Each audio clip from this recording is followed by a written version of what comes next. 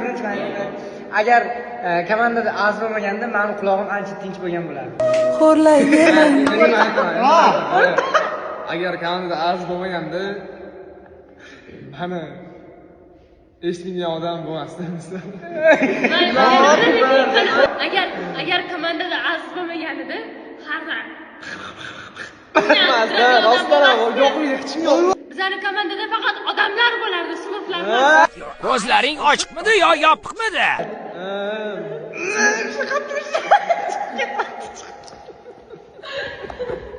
Ay! Там нет меня.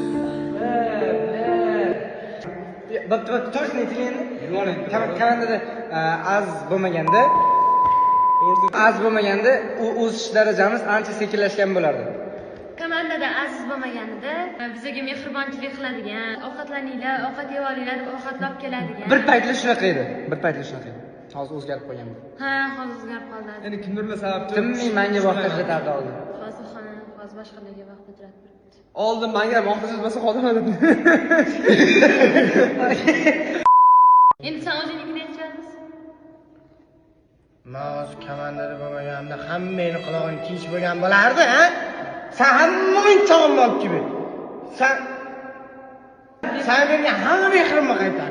Sen yordamlashlarimni hammasini qaytar. Qanaqa yordamlashasan ota? Tur yo'qol hamma o'zi kerak. Sen lekin och. Sen faqat o'yinchog'im kerak edi. Akangni asabini uzmagan. Akammi bu? Bo'pti, keyin asabini uzmagan. Akasi, xolasi 17 yoshda. Shimo! Papir binada. Kichkina hozir. Men gaplardan keyin bu kattami shunday katta kim turgan bilasiz. Menga sochka kupit.